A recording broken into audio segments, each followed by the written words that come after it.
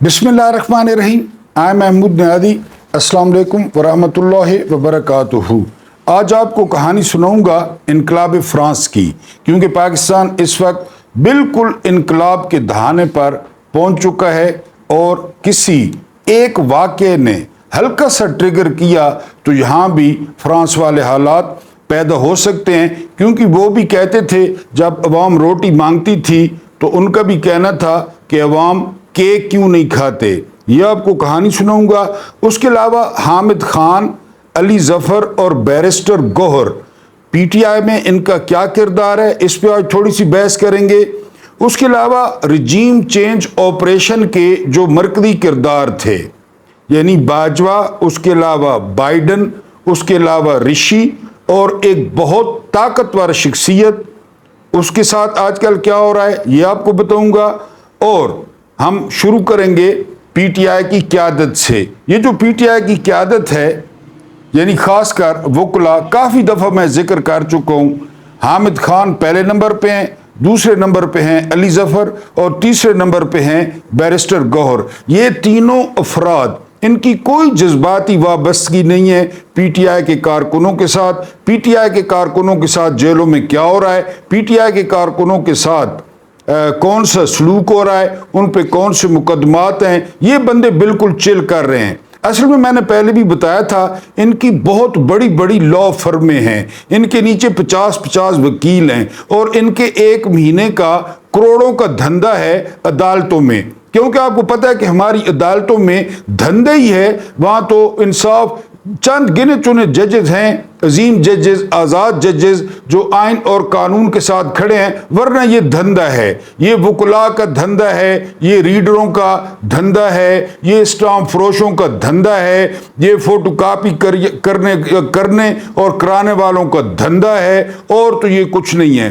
तो बहरहाल ये जो तीन अफराद हैं, ये किसी न किसी तरीके से ये कादी फायद ईसा के सामने दीवार बनकर खड़े हुए हैं। न इन्होंने कादी फायद ईसा पे इतराज किया है, न ये कादी फायद ईसा के खिलाफ बात करते हैं।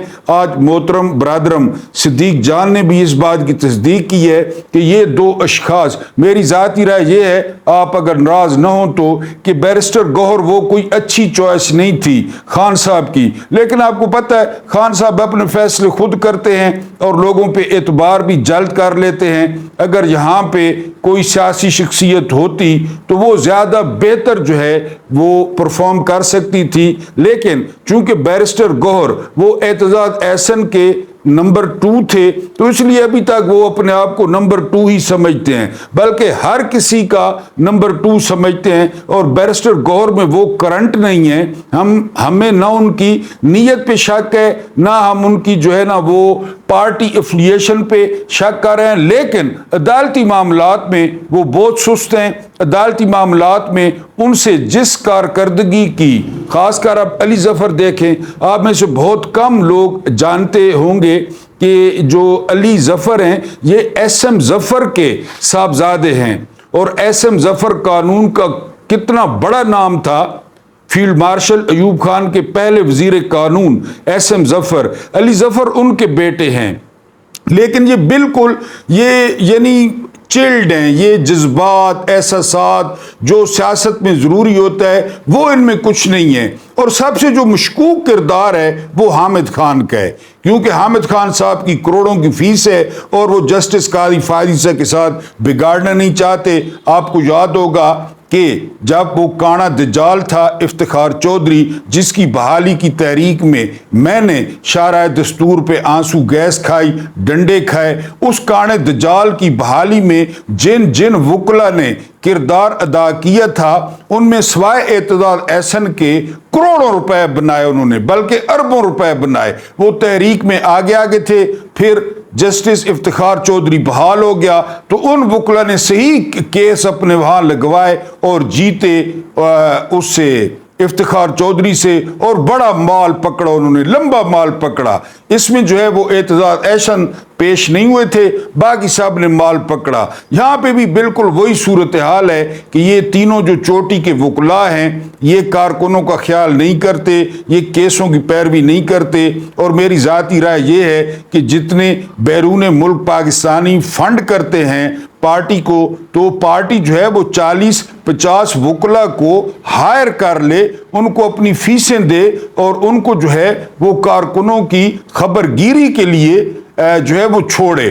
اب جو اظہر مشوانی ہیں ان کے 2 بھائیوں کو کوئی پتہ نہیں ہے، وہ دونوں پڑھاتے ہیں، شہباز گل صاحب کے بھائی کا کوئی پتہ نہیں ہے، لیکن ان کو پرواہ نہیں ہے، نہ کبھی یہ سپریم کورٹ گئے۔ اب جتنا بڑا دھڑا ہے حامد خان صاحب کا، یعنی 2 گروپ ہیں، ایک عاصمت جہانگیر گروپ ہے، ایک حامد خان گروپ ہے، جتنا بڑا دھڑا ہے تو یہ روز سپریم کورٹ میں اگر 50 وکلا لے جائیں تو پھر کیسے جو ہے نا ماحول بنے گا، لیکن ان کو پرواہ نہیں ہے۔ بہرحال یہ پی ٹی آئی کے اپنے معاملات ہیں۔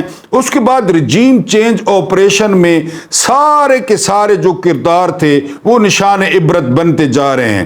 اس میں پہلے نمبر پہ تھا باجوہ کی صورتحال آپ کے سامنے ہے۔ آج علی امین گنڈا پور نے کہا ہے کہ میں اس وقت بھی کہتا تھا کہ باجوہ غدار تھا، میں اب بھی کہتا ہوں کہ باجوہ غدار ہے، اور جو بھی باجوہ کی طرح ایکٹ کرے گا میں اس کو غدار کہوں گا، اور جنہوں نے آئین توڑا ہے ان پہ آرٹیکل 6 بھی لگے گا۔ یہ علی امین گنڈا پور نے آج مانسیرا میں جلسے سے خطاب کرتے ہوئے کہا ہے۔ اس کے بعد بائیڈن آج کل جو ہے وہ فریز جو ہے وہ ہو جاتا ہے 2 منٹ کے لیے، اس سے کوئی سمجھ نہیں آ رہی، اور ڈیموکریٹس نے یہاں تک سوچنا شروع کر دیا ہے۔ میں نے آپ کو ایک دفعہ بتایا تھا کہ جو صدر ہوتا ہے نا پہلی ٹرم والا، تو وہ دوسری ٹرم کے لیے پارٹی کی آٹومیٹک چوائس ہوتی ہے، نہ انہیں خرچہ کرنا پڑتا ہے، وہی ان کو امیدوار ہوتا ہے۔ یعنی بائیڈن ڈیموکریٹس کا آٹومیٹک امیدوار تھا اور ہے، لیکن اب خبریں آ رہی ہیں جو بائیڈن کی حالت ہے، 81 سال عمر ہو گئی ہے بائیڈن کی، اور وہ 1 منٹ اور 2 منٹ کے لیے فریز ہو جاتا ہے، وہ بہت بیمار ہے، اور پارٹی سوچ رہی ہے کہ بائیڈن کو ریپلیس کیا جائے یا کوئی اور امیدوار ٹرمپ کے مقابلے میں اتارا جائے۔ بہرحال جو بھی بائیڈن اس وقت جو ہے وہ 30-70 کے مارجن پہ مار کھا رہے ہیں اس سے ٹرمپ سے، یعنی جو لیٹسٹ سروے آیا ہے وہ 37 کا تھا، یعنی 37 پہ جو ہے نا وہ بائیڈن تھے، اور بقایا جو ہے وہ 57 پہ بلکہ 67 پہ جو ہے وہ ٹرمپ تھے۔ تو یہ صورتحال وہ دونوں کے درمیان چل رہی ہے۔ تو بائیڈن بھی نشان عبرت جو ہے وہ بن رہا ہے، بننے جا رہا ہے، اس کی حالت اس قسم کی ہے۔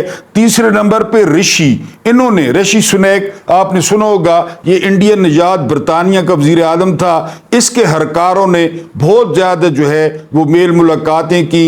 میں نے آپ کو بتایا کہ کسی دور میں نا یہ پوری دنیا پہ ان کی حکومت تھی، اور یہ جو ہے وہ بڑے طاقتور تھے، ابھی تک ان میں سے وہ خارش نہیں جاتی۔ انہوں نے امریکہ کی دم پکڑی ہوئی ہے، یعنی ٹونی بلیئر کے دور میں امریکہ کا پپی کہا جاتا تھا برطانیہ کو، کہ وہ پلہ ہے امریکہ کا، تو ابھی بھی وہ پلہ ہے، جدھر امریکہ پیچھے پیچھے برطانیہ، چھوٹا سا جزیرہ ہے، لیکن وہ ان کی خارش ان سے نہیں جاتی، انہوں نے اپنا بادشاہ بھی بنا رکھا ہے۔ تو یہ لازمی، وہ جو بے نظیر والا NRO تھا اس میں بھی یہ تھے، پاکستان میں جو بڑی تبدیلیاں ہیں اس میں یہ لازمی اپنا لچ تلتے ہیں۔ تو رجیم چینج آپریشن میں انہوں نے بھی بڑی ملاقاتیں ٹھوکی، بڑی ملاقاتیں ماری، PDM کے جو ہے نا وہ رہنماؤں کو یہ ملے، تو رشی کو شکست ہوئی ہے، اور کنزرویٹو پارٹی ہار گئی ہے، لیبر پارٹی جیت گئی ہے، اور برطانیہ میں امید ہے جو آنکھ مچولی کا کھیل جاری تھا وہ اب ختم ہوگا، اور ایک مضبوط حکومت آئے گی۔ اور لیبر پارٹی سے امید ہے کہ لیبر پارٹی انسانی حقوق پر جو ہے وہ آواز اٹھائے گی۔ رشی، اس کا بھی عبرتناک انجام ہو گیا، وہ بھی کوڑے دان کا حصہ بن گیا، اور ادھر ایک بہت بڑی اور بڑی طاقتور، پھر اللہ کی پکڑ، میں تو ہر ویڈیو میں بتاتا ہوں آپ کو بھی اپنے لیے بھی، کہ یہاں پہ ایک عالی جناب کو مرگی کے دورے پڑ رہے ہیں، وہ کنٹرول میں نہیں ہیں، ان کو جوتے بھی سنگھائے جاتے ہیں، جرابیں بھی سنگھائی جاتی ہیں، اور آخری خبریں آنے پر وہ برطانیہ روانہ ہو گئے تھے علاج کے لیے۔ بہرحال یہ علاج برطانیہ کے یا امریکہ کے قابو میں نہیں ہوتے، یہ اوپر سے ہوتا ہے، اور پھر اوپر سے ہی اس کا علاج ہوتا ہے۔ بہرحال وہ جناب یہ تصدیق کی ہے، منصور علی خان لونڈے لپاڑے نے بھی رپورٹ کیا ہے کہ ایک بڑی پرسنالٹی کو اچانک جو ہے وہ مرگی کے دورے شروع ہو گئے ہیں اور اب وہ برطانیہ میں ہیں۔ تو یہ رجیم چینج آپریشن کے 4 بندوں کے بارے میں آپ کو بتانا تھا۔ اس کے بعد آج مانسہرہ میں علی امین گنڈاپور نے جو ان سے شکوے شکایتیں تھیں کافی حد تک انہوں نے دور کی ہیں۔ ایک تو انہوں نے باجوہ کو لتاڑا ہے، دوسرا انہوں نے قاضی فائد عیسیٰ پہ عدم اعتماد کیا ہے کہ وہ پی ٹی آئی کے متعلق وہ کیسز نہ سنیں۔ اب ظاہر ہے گنڈاپور ایک صوبے کے وزیر اعلیٰ ہیں، چیف ایگزیکٹو ہیں، ان کی جو سے ہے وہ معنی رکھتی ہے۔ انہوں نے قاضی فائد عیسیٰ پہ عدم اعتماد کیا ہے۔ ایک اور بات جو عمر ایوب خان نے کی ہے، جو اپوزیشن لیڈر ہیں، انہوں نے کہا کہ اگر عمران خان پہ بغاوت کا اور ملک دشمنی کا مقدمہ پنجاب میں درج ہوتا ہے تو خواجہ صفدر کی ویڈیوز نکال کے، نواز شریف کی ویڈیوز نکال کے اور ٹک ٹاکر کی ویڈیوز نکال کے ان کے خلاف کے پی کے میں بغاوت کا اور ملک دشمنی کا مقدمہ جو ہے وہ بنایا جائے گا۔ ہم تو کئی دفعہ کہہ چکے ہیں کہ یہ لاتوں والے بھوت ہیں، یہ باتوں والے نہیں ہیں۔ جس طرح یہ کر رہے ہیں اسی طرح ان کی زمین گرم کریں کے پی کے میں اور ان کو تتے توے پہ بٹھائیں تو یہ کھڑے ہونے والے نہیں ہیں۔ اب وہ سرور پہلے یاد کریں، ابھی آپ جو ہے نا وہ کتے کا خون دکھا کر پلیٹلیٹس برطانیہ بھاگنا یاد کریں، یہ کوئی کھڑے ہونے والے ہیں؟ ان کا کوئی نظریہ ہے؟ یہ تو اقتدار، بس اقتدار میں کس طریقے سے آئے ہیں؟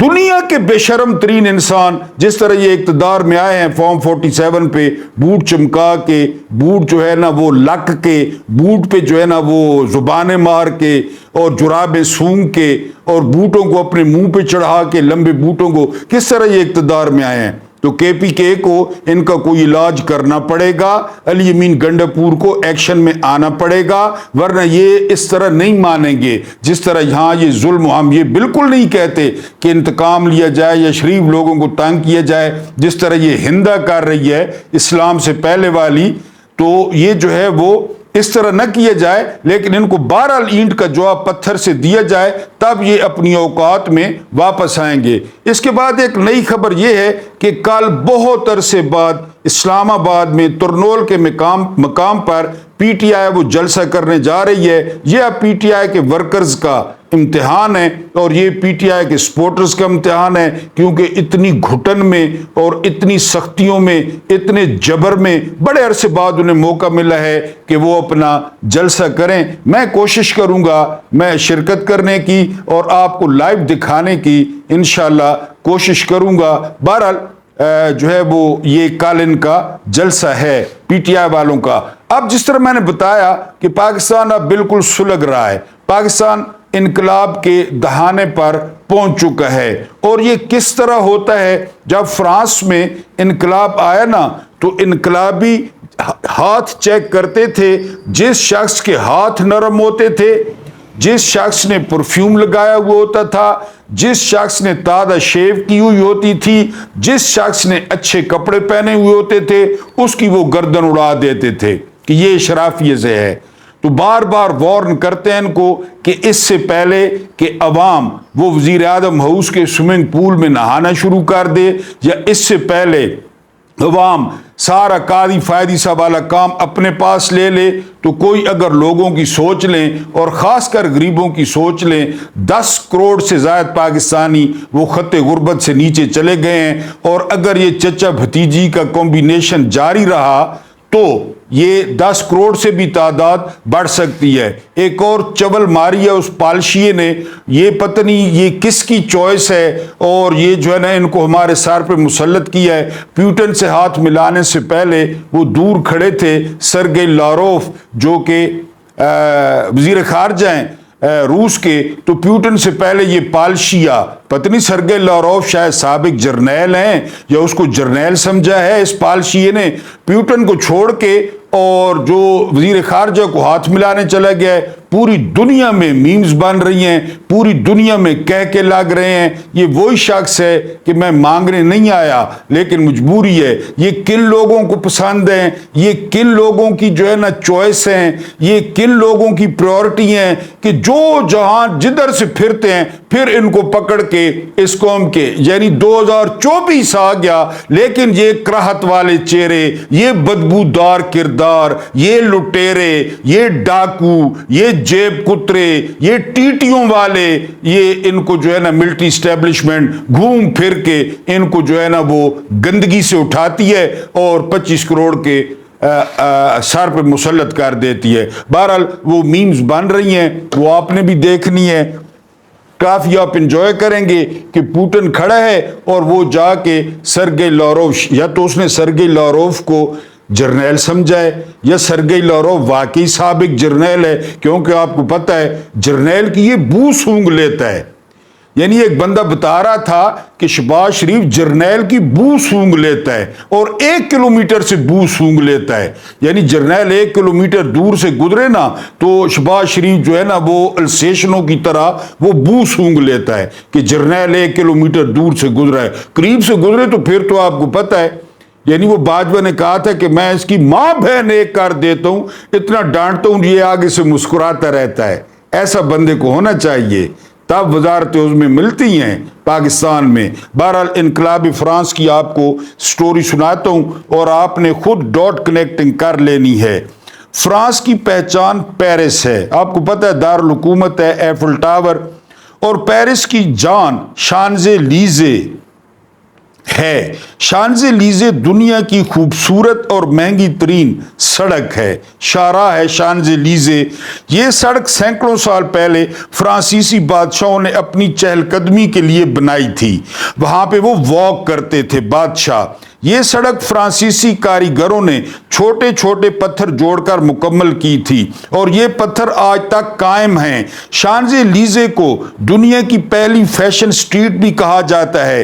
इस सड़क के दोनों अतराफ दुनिया के महंगे तरीन ब्रांड्स के शोरूम्स, रेस्टोरेंट, कैफे और स्टोर हैं। ये सड़क प्लास द लॉ कंकर्ड से शुरू होती है।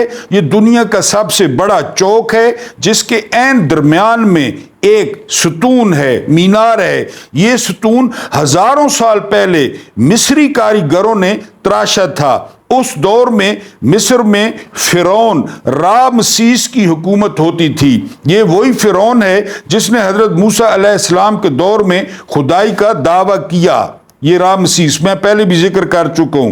हजरत मूसा के साथ इसका मुकाबला हुआ और वो और उसकी फौज दरिया नील में डूबकर मर गई। ये सतून मुकम्मल हुआ तो कारीगरों ने इस पर फिरौन रामसीस की ताकत, अख्तियार और आईनी तरमीम, यानी उस पे खोदी कंधा की उस मीनार पे, और ये सतून बादशाह मुअज़्ज़म के हुजूर पेश कर दिया। फिरौन यकीनन रियाया के इस तोहफे पर खुश हुआ होगा और उसने ये सतून अपने ईवान सदर के सामने नस्ब करा दिया होगा। लेकिन वक्त बदला, फिरौन और उसकी सल्तनत दोनों बिखर गए और उसका सारा अख्तियार, सारी ताकत और सारे कवानीन रेत में दफन हो गए। 19वीं और 20वीं सदी में मिस्री सहराओं में फिरौन के आसार कदीमा दरियाफ्त हुए तो ये सतून भी किसी कोने खुदरे में पड़ा हुआ मिल गया। ये सतून तवील अरसे तक मिस्री हुकूमत की तहवील में रहा। मिस्री बादशाह मोहम्मद अली पाशा पेरिस के सरकारी दौरे पर आया तो वो ये सतून भी साथ ले आया और किंग लुई को तोहफा पेश कर दिया। बादशाह ने यह सतून पेरिस के सबसे बड़े चौक में लगवा दिया और इस चौक को सतून के हवाले से प्लास द लॉ कंकर्ड का नाम दे दिया। ये सतून आज तक यहाँ मौजूद है और इस पर कदीम मिस्री जुबान में खुदे हुए वो सारे कसीदे भी जू के तू हैं जो 5000 साल कबल के अतौला तारड़ों, उज़्मा बुखारियों और आदम नज़ीर तारड़ों ने तख्लीक किए थे। लेकिन अफसोस दुनिया के माहिरीन लसानियात आज तक کنکرڈ کی زبان ڈی کوڈ نہیں کر سکے، سمجھ نہیں سکے، مگر مجھے یقین ہے کہ اگر کبھی دنیا کو کنکرڈ کی زبان سمجھ آ گئی تو وہ کچھ اس طرح ہوگی: ساری سرمایہ کاری یہ آرمی چیف کی وجہ سے ہے۔ پاکستان میں جتنی خوشحالی ہے اس کی ساری وجہ آرمی چیف ہیں۔ SIFC کے جو سربراہ ہیں وہ آرمی چیف ہیں۔ بین الاقوامی تعلقات جو ہمارے بہتر ہو رہے ہیں یہ آرمی چیف کی وجہ سے بہتر ہو رہے ہیں، یہ کچھ لکھا ہوا ہوگا۔ شانزے لیزے کی دوسری انتہا پر ایک طرف یہ لا کنکرڈ ہے اور دوسری طرف آرک ڈی تریونف، یہ ان کی زبان ہے، تریونف ہے۔ یہ 12 دری قسم کی عمارت ہے لیکن اس کے صرف 4 دروازے ہیں اور یہ نپولین بوناپارٹ کی فتوحات اور کامیابیوں کے اطراف میں بنائی گئی تھی۔ یہ جو اونف ہے، اس عمارت کے عین درمیان میں ایک نامعلوم سپاہی کی یاد میں ایک مشل روشن ہے۔ یہ مشل پچھلے 90 برس سے مسلسل جل رہی ہے اور فرانس کے تمام فوجی اس مقام پر پہنچ کر سر سے ٹوپی اتارتے ہیں اور ان فرینچ سپاہیوں کو سیلوٹ کرتے ہیں جنہوں نے پہلی جنگ عظیم میں اپنے وطن کے لیے جان دی تھی۔ اس چوک کو ایک اور انفرادیت بھی حاصل ہے۔ پیرس کی 12 بڑی سڑکیں اس جو ہے آرک سے شروع ہوتی ہیں اور ان سڑکوں میں شارع جمہوریت بھی شامل ہے۔ تاریخ بتاتی ہے 18ویں صدی کے آخر میں جب انقلاب فرانس آیا تو پیرس کے انقلابیوں نے اس مقام پر پھانسی گھاٹ نصب کر دیا تھا اور اس چوک میں روزانہ 150 اشرافیہ، حکمرانوں اور سیاستدانوں کا سر قلم کیا جاتا تھا۔ انقلابی پیرس کے مختلف چوکوں میں کھڑے ہو جاتے تھے اور انہیں جس شخص کے ہاتھ نرم دکھائی دیتے تھے، جس کے جسم سے عطر اور صابن کی خوشبو آتی تھی اور جس نے تازی شیو بنائی ہوتی تھی، وہ اسے روکتے تھے، سرسری عدالت میں اس کے خلاف مقدمہ چلاتے تھے اور پھانسی گھاٹ کے نیچے لٹا کر اس کا سر قلم کر دیتے تھے۔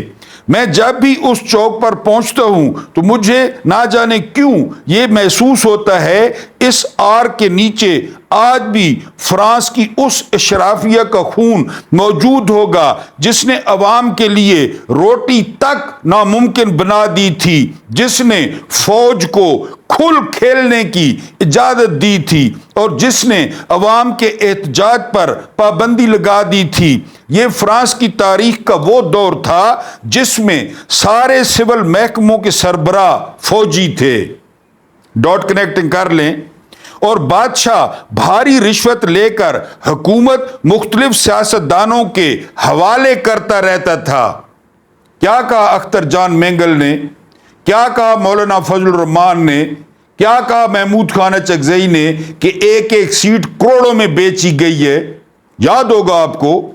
بادشاہ نے پیرس کے مضافاتی علاقے وارسائے میں محلات بنانے کا فیصلہ کیا تو اس نے اپنے وزیر خزانہ کو بلایا اور حکم دیا، اورنگزیب صاحب کو اور اسحاق ڈار کو، یہ محلات تم بنواؤ گے۔ وزیر خزانہ نے سر تسلیم خم کیا اور عوام کا خون نچوڑ کر معماروں کے حوالے کر دیا اور معماروں نے وارسائی میں دنیا کا سب سے بڑا محل کھڑا کر دیا۔ یہ محلات آج تک قائم ہیں۔ اگر آپ نیٹ فلکس پہ جائیں نا، نیٹ فلکس پہ، تو وارسائے نام کی ایک فلم موجود ہے، اس میں آپ یہ محلات دیکھیں۔ آپ ٹی وی پہ دیکھیں گے نا تو آپ دنگ رہ جائیں گے۔ پوری فلم موجود ہے نیٹ فلکس پہ، یہ وارسائے محلات پہ، تو آپ ٹی وی پہ حیران رہ جائیں گے۔ یہ اسی طرح پیسہ لٹاتے ہیں کیونکہ ابھی وہ ٹک ٹاکروں کو، یوٹیوبرز کو اور فنکاروں کو پیسے دیے گئے کہ اس نیک پروین کی تعریف کرو، اور انہوں نے بھی اس غریب عوام کے پیسے پکڑ لیے اور جھوٹی ٹک ٹاکیں اور یوٹیوبوں پر ویلاگ بنائے کہ 100 دن میں اس نے پتہ نہیں کیا کر دیا ہے۔ اس ٹک ٹاکر نے، ان کو اتنے کیمروں کا شوق ہے۔ بہرحال اسی طرح جو ہے نا وہ خون نچوڑتے ہیں، آج تک قائم ہیں۔ یہ وارسائے کہلاتے ہیں اور ان کے در و دیوار سے عوام کے خون کی بو آتی ہے۔ اسلام آباد کے ایوان صدر میں چلے جائیں، ایک خون کی بو آئے گی، دوسرا اور بھی پلیت چیزوں کی بو آئے گی۔ وزیر اعظم ہاؤس میں چلے جائیں، وہاں آپ کو جو ہے نا وہ لوگوں کے خون کی بو آئے گی۔ جس بڑی عمارت میں چلے جائیں گے وہاں سے آپ کو خون کی بو آئے گی، لوگوں کی اور غریبوں کی۔ آپ کو شاید یہ جان کر حیرت ہوگی، انقلاب فرانس کی بنیاد عدالت کے ایک فیصلے نے رکھی تھی۔ جس طرح قاضی فیاض عیسیٰ کر رہا ہے، ننگا ناچ رہا ہے۔ 18ویں صدی کے آخر میں جب لوگوں کے پاس آٹا ختم ہو گیا تھا اور وہ محل کے سامنے کھڑے ہو کر آٹے کی دہائی دینے لگے تھے اور نوخیز ملکہ نے انہیں روٹی کی جگہ کیک کھانے کا مشورہ دیا تھا، تو ٹھیک اس وقت فرانس کی عدالت میں یہ مقدمہ چل رہا تھا، بادشاہ کا ہر فرمان قانون ہے۔ یہ مقدمہ چل رہا تھا قاضی فیاض عیسیٰ کے سامنے، اور قاضی فیاض عیسیٰ نے کیا کیا، اور فرانس کی کسی اتھارٹی کے پاس اس سے گلو خلاصی کا اختیار نہیں، اس سے انکار کا اختیار نہیں، یعنی جو شاہ کہے گا، بادشاہ کہے گا، وہ قانون ہوگا۔ فیاض عیسیٰ کے سامنے کیس پڑا ہے۔ جس وقت لوگ پیرس کی گلیوں میں آٹا آٹا پکار رہے تھے، ٹھیک اس وقت فرانس کی سپریم کورٹ نے اعلان کر دیا تھا بادشاہ کو زمین پر خدا کے تمام اختیارات حاصل ہیں اور دنیا کی کوئی طاقت اس سے یہ اختیارات واپس نہیں لے سکتی۔ حسب معمول قاضی فیاض عیسیٰ نے حکمرانوں کے حق میں، ملٹری اسٹیبلشمنٹ کے حق میں، سکندر سلطان راجہ کے حق میں فیصلہ دے دیا، ننگے ہو کر۔ جی، اس حکم کے دوسرے دن بادشاہ کے ایک گماشتے نے ایک مالی کو آرک ڈی تریونف کے مقام پر کوڑے مارنا شروع کر دیے۔ لوگوں نے روکا تو گماشتے نے جیب سے بادشاہ کو حکم نامہ نکال کر دکھایا، آئی جی پنجاب ہوگا۔ اس حکم نامے کے مطابق شاہی گماشتے کسی بھی ایسے شخص کو کسی بھی مقام پر سزا دے سکتے تھے جس کے بارے میں اندیشہ ہو یہ نقص امن کا باعث بن سکتا ہے۔ نقص امن، پی ٹی آئی کی خواتین، پی ٹی آئی کے کارکن، دروازے توڑنا، جہیز لوٹنا، فون بیچنا بلیک مارکیٹ میں، نقص امن، امن کو خدشہ ہے۔ جی، یہ مالی شاہی گماشتے کی مار برداشت نہ کر سکا اور اس نے لوگوں کے سامنے دم توڑ دیا۔ مجمع میں سے ایک پتھر آیا اور سیدھا شاہی گماشتے کے سر پر لگا۔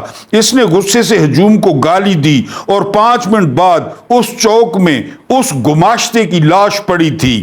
یہ گماشتہ اس انقلاب کا پہلا شکاری تھا۔ اس کی لاش سے لوگوں کو معلوم ہوا ظالم بھی آخر کار انسان ہی ہوتے ہیں اور انسانوں کی زندگی اور موت میں کوئی فرق نہیں ہوتا، کوئی آئینی پردہ حائل نہیں ہوتا۔ بس یہ معلوم ہونے کی دیر تھی، پورے فرانس میں آگ لگ گئی اور لوگوں نے ظالموں کی لاشیں بچھا کر ان پر رقص شروع کر دیا۔ وہ دن ہے اور آج کا دن ہے فرانس میں۔ اس کے بعد کسی نے کنکرڈ بننے کی کوشش نہیں کی، کسی گماشتے نے، سرکاری گماشتے نے کسی کو مارنے کی کوشش نہیں کی۔ یہ سن لیں سارے۔ میں گزشتہ روز آرک ڈی تریونف کی چھت پر کھڑا تھا، میرے قدموں میں شانزے لیزے بچھی تھی، پورا پیرس روشنیوں میں نہایا ہوا تھا۔ یہ فرانس کی ایک خوبصورت اور پر اسرار شام تھی۔ افق پر ابھی تک لالی کے آثار موجود تھے۔ میں نے پیرس کی خنک شام کا ایک لمبا سا گھونٹ بھرا اور سوچا فرانس اور پاکستان میں کیا فرق ہے۔ مجھے محسوس ہوا پاکستان 1780 کا فرانس ہے، وہی مسائل، وہی ظلم، وہی جبر، زیادہ سے زیادہ اختیارات حاصل کرنے کی وہی حرص، وہی مفاد پرست اور خوشامدی سیاستدان، قانون، آئین اور ضابطوں کی وہی بے حرمتی، انسانی جذبات اور احساسات سے کھیلنے کے وہی مشاغل، وہی تکبر اور بادشاہ پرستی کی وہی بدت، وہی بے خوفی، وہی سنگ دلی، وہی ہٹ دھرمی اور خود کو ناگزیر اور ضروری سمجھنے کی وہی ضد، وہی 9 गज की अना, 9 गज की अना, 9 गज की अना।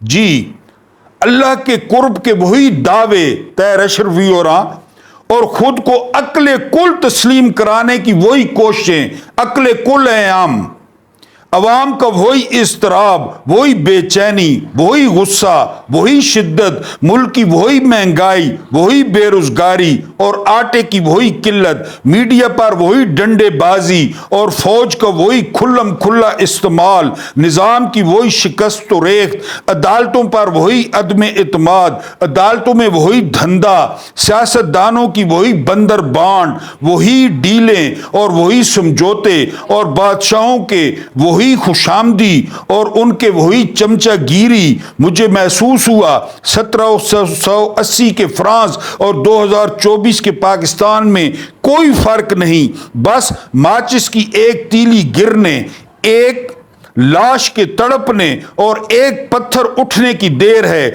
और अवाम सारी हदें पार कर जाएंगे। मुझे पेरिस की उस शाम ने बताया पाकिस्तान खूनी इनकलाब के दहाने पर खड़ा है और हम इंतजार कर रहे हैं, उसके अलावा कोई चारा नहीं है। इन्होंने कोई कसर नहीं छोड़ी, कोई चारा नहीं छोड़ा सफेद पोशों के लिए।